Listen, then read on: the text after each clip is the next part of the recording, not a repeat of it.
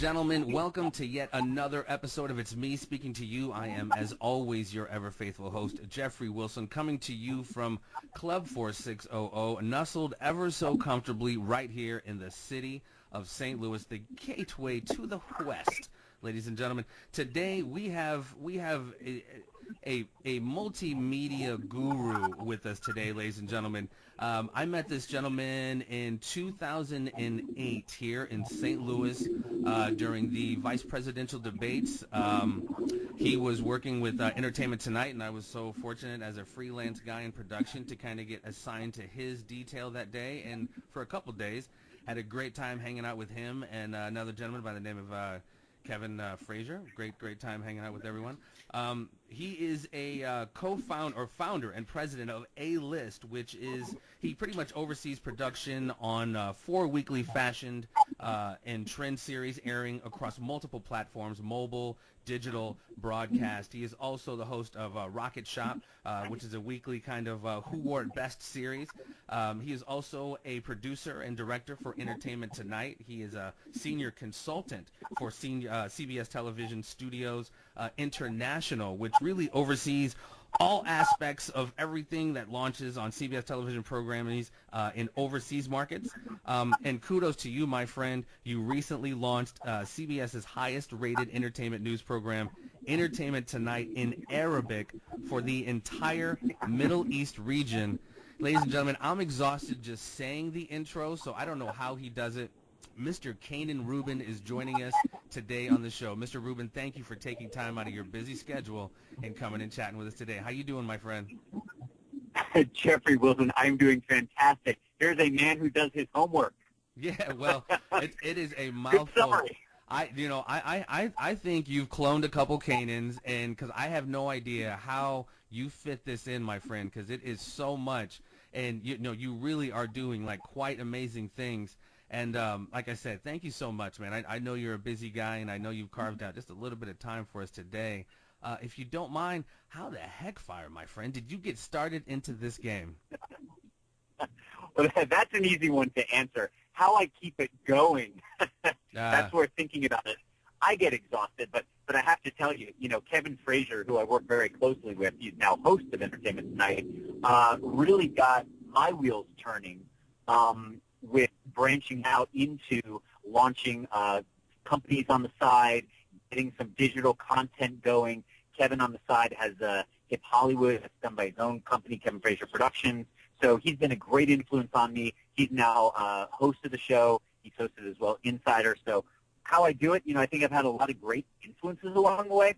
But to answer the question, how I got started, was a bit of a stroke of luck. I was studying at American University in Washington, and like most kids who grew up in the Washington, D.C. area, and then I went on to college there, I had an internship lined up on Capitol Hill.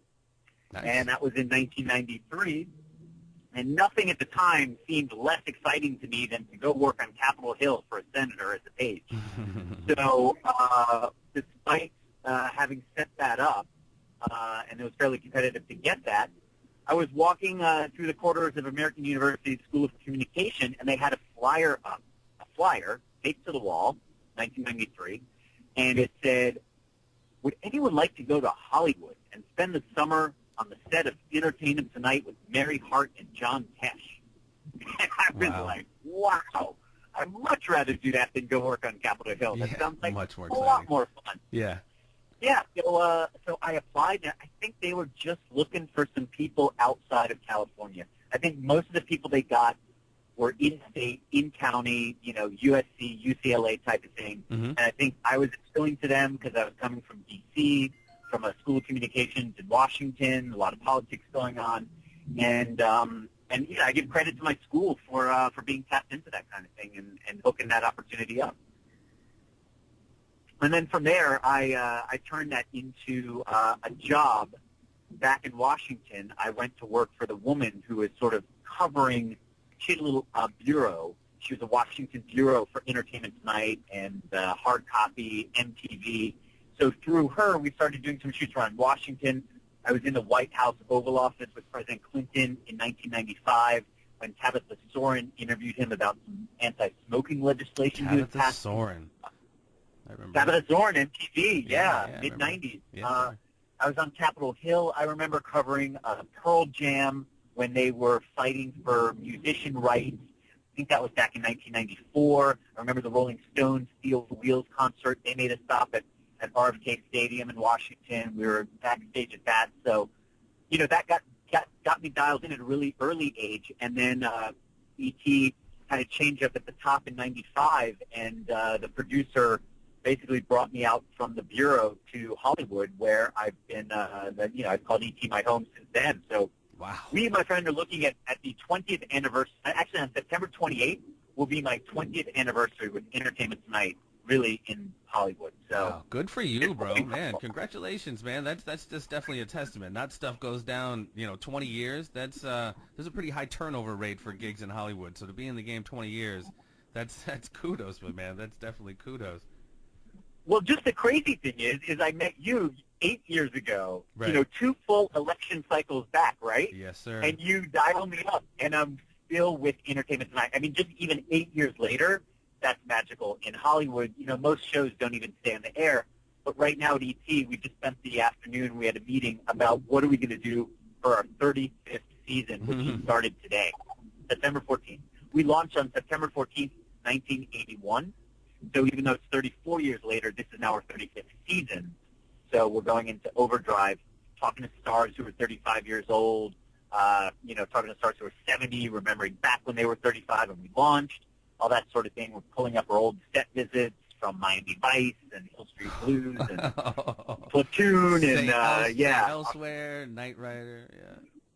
Well, but that's E.T.'s mojo. Is it has this vault, library of just, Hollywood history that nobody else can match. So, well, they were really the originals. The original, prior to The Insider, if I remember correctly, they were really your Mary Hart. That was the original kind of Hollywood insider kind of show, if I remember correctly. Well, right. It was the only show doing that at that time. So remember, pre-internet, pre-social media, you only got your entertainment news from 2 sources, really. It was either print or TV. Radio, maybe a distant third. So in the TV world, nobody really was doing it. So not a lot of people know this, but Entertainment Tonight was launched in 1981 by Paramount Studios as a way to publicize their film. So Paramount realized in order for the show to be successful, it had to sort of be more of a Hollywood show. So in the beginning, there was a little bit of a heavier focus on Paramount's project. But then they quickly realized, well, if we want people to tune in, we've got to give them their favorite stars, no matter what network they're on or show they're on. Sure. They're NBC or Fox or CBS or whatever. We're just going to cover the top of Hollywood to make this work. And that's been a winning formula. No, absolutely. That's many years, man. 1981 was a long time ago, my friend. What would you say? A long time ago. In that, you've seen so much, my friend. The list, I'm sure, is just insane. But off the top of your head, if you kind of had a Mount Rushmore of moments working with those guys, you've been everywhere. I noticed I follow you on the face space. You're constantly jumping ponds, Abu Dhabi, and what's been some of the highlights over these many years? Interesting. You mentioned Abu Dhabi. That certainly, as challenging as it was, sort of delivered more job satisfaction than a lot of the day and date stuff we do, because it's a daily show we work on. So a lot of times, we might be in Cannes for 12 days covering the film festival, but everything we're really doing is a day of setup, a day of execution, then it's over, you're on to the next thing. The launch that I did for CBS International was a month-long project where, and I wasn't alone, I went over with some very, very talented colleagues of mine. The senior producer of E.T. in America, Chris Clark, joined us. We had Bijan, who was heading up, from editing point of view and post-production. Jay Larkin, who was the director of Entertainment Tonight on stage for about 20 years. He came over and helped with set elements. But that one project was a lot of satisfaction, because we really were able to sort of turn them in the right direction. Because I think it's fair to say, and I think they would say it too, it probably wouldn't have had as successful a launch, if a successful launch, without the efforts of, us ET America people over there as consultants. So I think there was a lot of job satisfaction there. And when we left and they were successful, launched, they were on air, they were making their daily deadline, the show was getting out the door every day, the pieces were coming in on time, they were produced properly, the graphics were being used correctly, their content was right, their talent was, hitting the mark, the talent was more involved in the content. We really, came away from that. It was difficult. I'm not going to say it was easy, but we really came away from that feeling like, we had accomplished something really meaningful. Not just for us, but there's, depending on how you count, 11, 13 countries throughout the Middle East that watch that show every night now. Right. Thanks to the effort we put into that over that launch period. Yeah, that's amazing. Like, you guys literally now, have like provided content now for that entire region. Like, that's, like you said, however many countries, would you say 13 countries? It's depending if you count Pakistan, you count, there are some countries in that region that have a very high Arabic population, but, they don't necessarily consider that most. So depending on how you count, it's about a dozen countries that we launched into. How, I'm sorry. And it's still on the air. There's no better measure of success other than that. 9 months later, it's still on the air as a daily show. So, that is no small feat. Right. Have you had any issues, any somewhat, for lack of a better term, somewhat political backlash in any regions where they find that, kind of against maybe any social mores or, cultural mores? There definitely were lines, that we had to walk in that region that were somewhat different than back here in the U.S. Mm-hmm. But I think that's a little bit expected, right? Sure. I think what would really surprise people is how similar their show is to our show, right, and how similar the content is. Everybody came up to me here and in Europe, where I spent part of the year, and they said, how could you do a show like that over there? Like, what are they going to cover? Well, I'll tell you what they're going to cover. They're going to cover everything that we cover here because they have their own entertainment industry that's just as big as ours. Right. And just as variety. So all the hit reality shows we have, American Idol, America's Got Talent, X Factor, they've right. got Arab Idol, yep. Arab's Got Talent, The Voice in Arabic.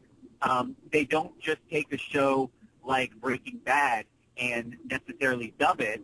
They sometimes go out and shoot the show. They hire actors to play Jesse and to play Walter. So, the one thing they do have over there is a high budget. So what they're able to do over there sometimes supersedes what we can do. So I was just blown away by the star system that they have. So the show that we launched, just to be clear, Entertainment Tonight in English, airs throughout that region. What we put together was an entire Arabic-speaking version of the show, right, covering the Arabic stars and their star system. Right. To promote, obviously, their huge industry, their, for lack of a better term, Hollywood-ish, entertainment industry, which is huge over there.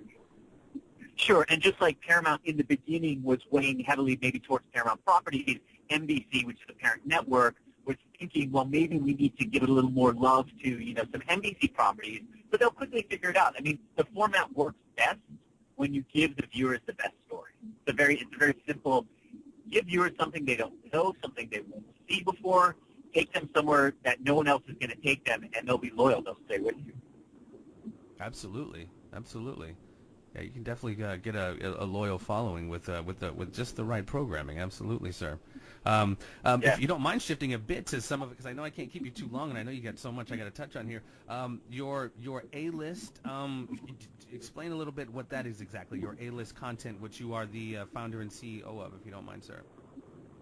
Right. So one of the beautiful things about my relationship with Entertainment Tonight is, it's a seasonal show. So there are times of the year when ET shrinks its staff a little bit, and you get some freedom to go do some other things on the side. One of those things that I decided to do with a partner of mine, which I co-founded A-List, is we formed a company very quickly to begin producing digital content.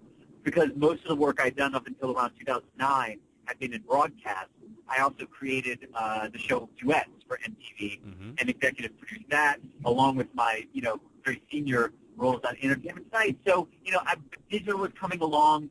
In my opinion, we weren't doing a whole lot of it on Entertainment Tonight. They are very different audiences, but it's something I had a deep interest in and wanted to just test myself and see what kind of success I could have.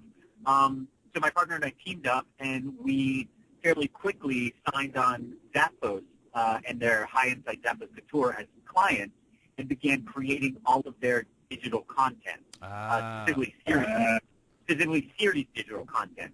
So they turned to us and said, guys, we want to engage our shoppers. We want to turn them into viewers. We want to give them content that's not an advertisement. We don't want to say in 30 seconds how cool these new Nike shoes are, but we want to maybe hear it from some customers. What do you think we can do? So we came up with a lot of different series concepts, and some of which, ended up going into production, such as My Street Style, where we would stop everyday folks on the street and have them break down their look. Okay, when I say everyday folks, right, I mean folks that are well-dressed. Like, we stop the people that have that, that flair, okay? But if you were really cute in an airport, running down New York's, West Side Highway, it's a little track there, we're going to send a crew, we're going to stop you, and we're going to have you break down your outfit and tell us what you love about it. And, yeah, we just ended up getting, nobody's more entertaining, I think, than regular people. And nowadays people are so accustomed to being on camera, because everyone's filming themselves, of course, selfies. And, sure. Yeah, 15 years ago, we couldn't have got the people to do the things we got them to do today. Right. But, yeah, we got people, we stopped joggers, we said, well, tell us about your, we noticed you're wearing Asics, the whatever version. What do you love about that? Tell us why that, why not Nike? And they would just open up, man. I remember we stopped this one guy who was, a younger hipster guy who was getting on his bike to bike home to Brooklyn after work in a restaurant. And, they just stopped him to talk about his look. And he ended up wearing these Levi commuter jeans. And he was so enthusiastic about these jeans, he gave us, like, a little, product demo / tutorial. He's like, wow, there's a loop on the back where you can clip your U-lock, and if you roll up the cuff, the inside seam is stitched with reflective tape, and there's padding at the tush, and there's padding at the sides, and I was like, man, he's doing a commercial. But he just loved his gear. He was just a normal guy who just was really enthusiastic about his clothes, and I think that's what really blew Zappos away. Is it's how we can make that happen for them and do it in a way that it seemed natural and seemed like we were really stopping people because that's what we were doing. And then, of course, we tapped red carpets, and, then some of the series we did were more Hollywood fashion, influencers, some of the fashion critics we worked with along the way. We had Kelly Osbourne, Joan Rivers. We went to New York Fashion Week, backstage, did interviews with Fashion Mishka, with Carmen Electra. They did her wedding dress. Got Sarah Jessica Parker coming out of Vera Wang's show. So wow. we were giving them a really good mix of, of everyday customer testimonial, that's how they call it, and sort of the red carpet influencers.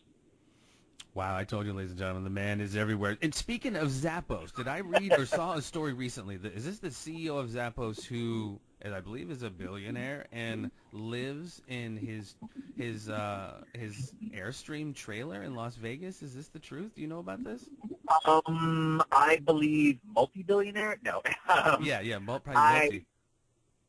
Well, yes and no. He lives in Vegas, but he lives in a condo near Zappos headquarters, and that is I'm just getting a call, Jeffrey, from a shoot I have going in New York with one of the world's top YouTubers.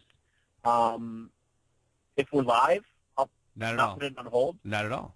We're not live? Okay, let me just check in with them and see what's going on. Hang on. Okay.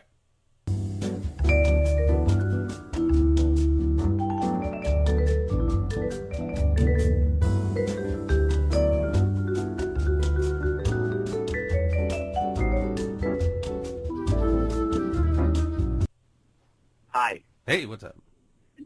Well, that's good news. So this is an interview I set up for the show, which we're going to tease tomorrow and run Wednesday, with a young YouTuber named Kobe Person. Persin. He did a video which, well, a lot of his videos do very well, but one video in particular went very viral about a month ago, and he was featured on GMA, Today's Show. We interviewed him for The Insider. He did a social experiment where he showed how easy it is to pose as someone on the internet that you're not. I saw that where he was walking around Times Square. He was like nobody, and everyone was like making up stories how they knew who he was. That's him. That's Kobe Person. Oh wow! So I locked him up. So what I did is I locked up the exclusive look at the making of his follow-up to that viral video, which he's going to release on Wednesday. Wow. So, yeah. So and that's a spillover from the work I'm doing in the digital world right now. I'm working with a lot of YouTubers and YouTube stars. That sort of spun off from the digital content we were doing for Zappos. Did you want to finish on any of the comments on the Zappos? Because I found that quite fascinating and very cool that the Zappos CEO was living that way. I thought that was awesome. Well, let me tell you the cool thing about Tony, because we spent a lot of time in his house. I know exactly where it is. So there's a condo building near the Zappos headquarters, and he lives on the top couple floors of it. But when I say he lives, his offices are also there too. So Tony's a guy that lives and breathes the work. He wears like T-shirts and shorts, sneakers.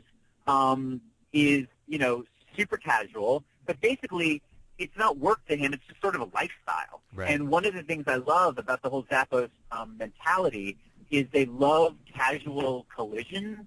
And, that's why he lives across the street from the office, because he loves that when people are just walking to get lunch, or you may be going out that night to see a show, you're going to bump into another employee and you might talk shop for a minute, right, and you might idea over a drink at the Golden Nugget, So no, he does not live in an Airstream trailer. He has a nice apartment, but I mean, honestly, it's got Post-its all over the walls. It's got future planning. I mean, he literally has opened up his house to sort of another office. So yeah, it looked like it's not as sexy. I'm sorry. Or cool as living in a Airstream trailer, but it was a story very I saw. friendly guy. Yeah, it was a cool story, and they did a little tour inside his offices there. It looked like a very, very laid back atmosphere. Little unit they have in the offices get to make their own like pay scale, like they're all allotted their own little budget, and they create their own pay scale based on. Yeah, it looked very, very cool. I was like, I want to go to work to Zappos, man. That looked awesome. Well, I mean, there's books written on his managerial style, which is really, they do away with titles, they do away with offices. Right. So, you might have someone who's doing customer service calls sitting next to the person who's really responsible for the entire marketing outlook for the next 4 quarters for the company, but they're both sharing the same size cubicle with the same equipment and the same, it's a very sort of communal and very non-hierarchical work structure. But yeah, I mean, people have written books about that. They can speak to it better than I can. But very, very friendly company, very cool place to be associated with and work. Yeah, definitely an interesting model. I don't want to keep you too much longer, my friend. Something else you are a part of, if you don't mind expounding on, which I thought was really cool. You are a board member of the Bridge Music Foundation, which is kind of an organization that apparently Justin Bieber's vocal coach kind of got you on board with the main focus of this being like artistic or art and artist development. And I think that's awesome, because I think there needs to be so much like more mentoring with some of these up and coming artists. Can you kind of speak to that, how you got involved with that, and what that the function of that organization is? You know what? This is that one question where I have to say, what's your follow-up question? Because RIP, Bridge Music Foundation, is no longer functioning. Oh, it was. Yeah, it was. No, it folded about a year or two ago. I probably need to update my stats on that. Yes, so Jan Smith, who co-founded it, I met her on the pilot episodes of Duets, which is the show that I created for MTV. Mm-hmm. We went to Atlanta. Usher was our first star that agreed to do the show, and we flew. We presented Usher 4 potential duet partners. He picked one. We flew her across the country to his home recording studio in Atlanta, and then sent her to a day or two of boot camp with Usher's vocal coach.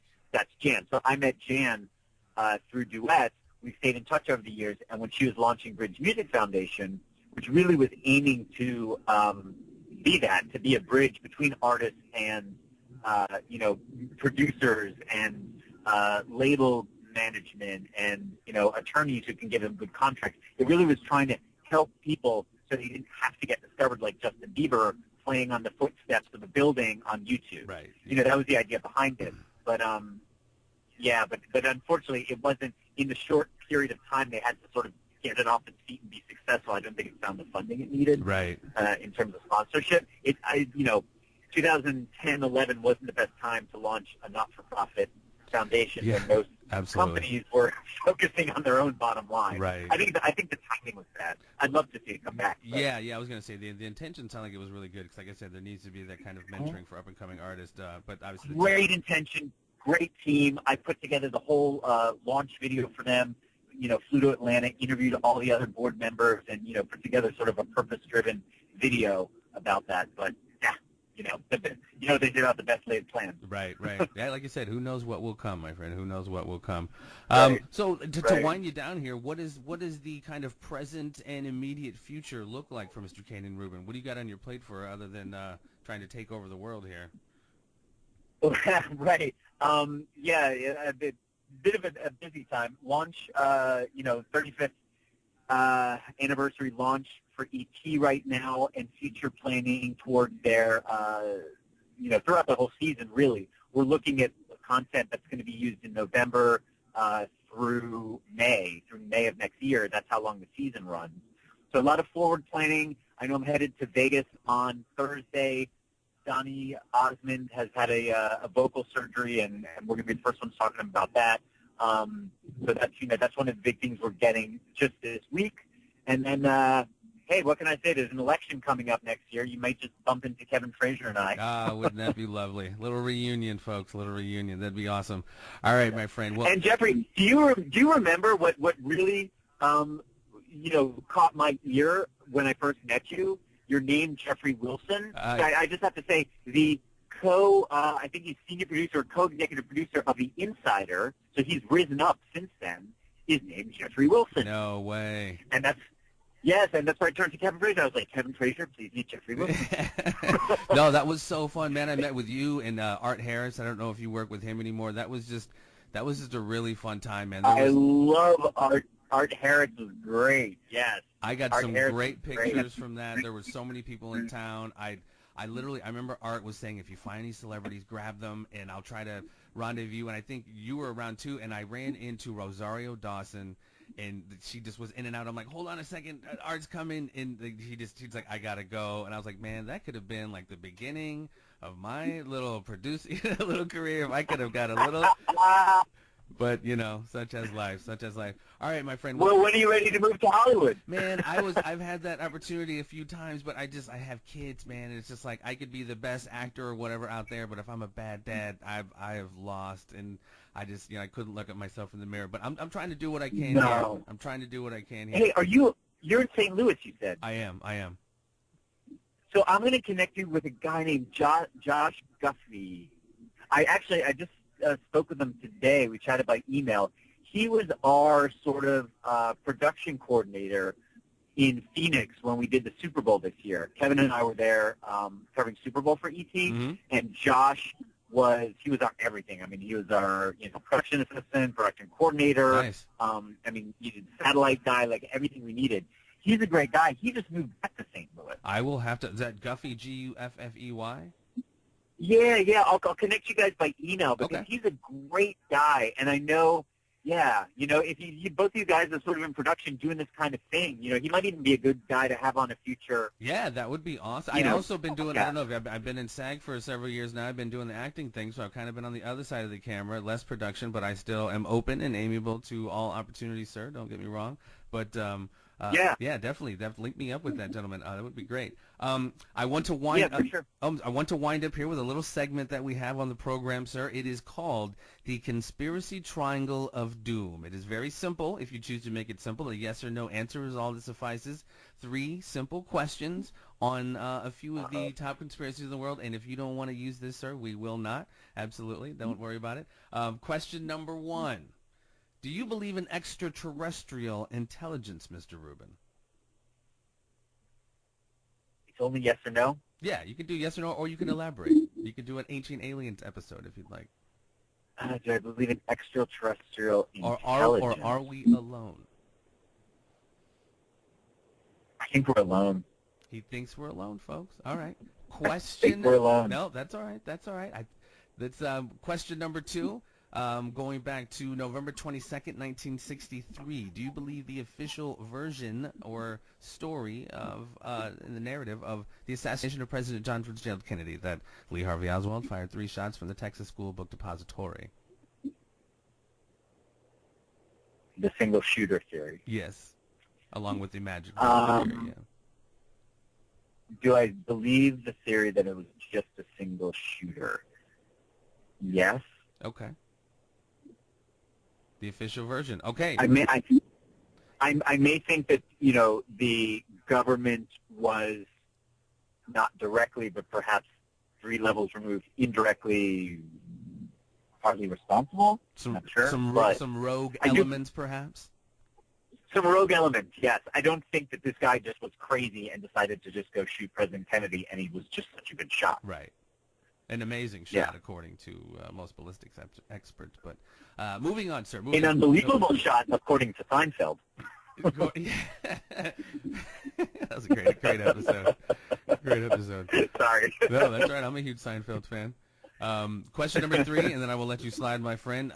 Do you, along the same lines, do you agree and believe the official version of the events of September 11th, 2001?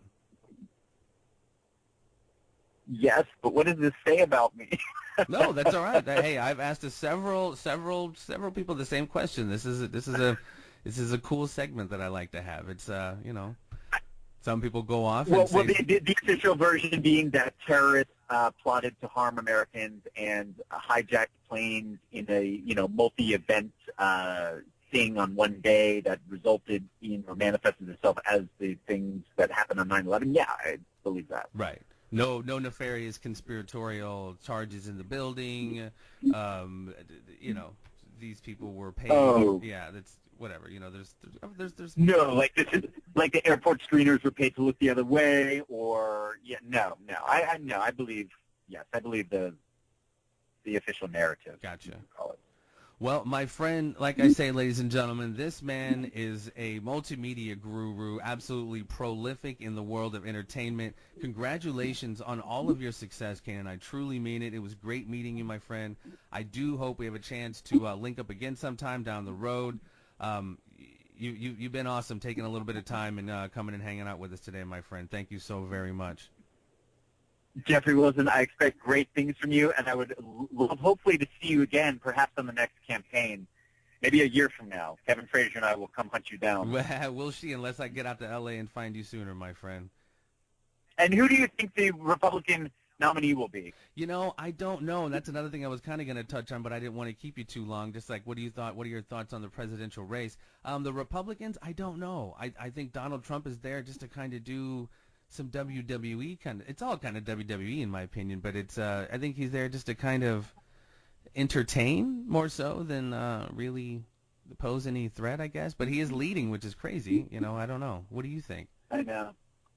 Well, I think we saw the same thing happen with Sarah Palin back in 2008. I think, whoever burned so bright this quickly probably is not going to go the distance. Right. That's what I think about it. Yeah, we have a lot of time left for sure. A lot of time, and this guy, he's a loose cannon. You never know what he's gonna say next. It's a weird commentary when the guy leading the presidential race for any party was once like head of one of the most popular reality shows on TV. It's just like a weird commentary, Truth be told, Ronald Reagan was an actor. He was. It's just, we're sort of looking for the best leader, so I just don't know. I don't know that we're any better off now than we were 8 years ago with, Well, and that's almost another whole podcast, and I don't want to get you in trouble with my ranting. That's true. But it's definitely an interesting thing every 4 years when you kind of go through this. I find it quite entertaining.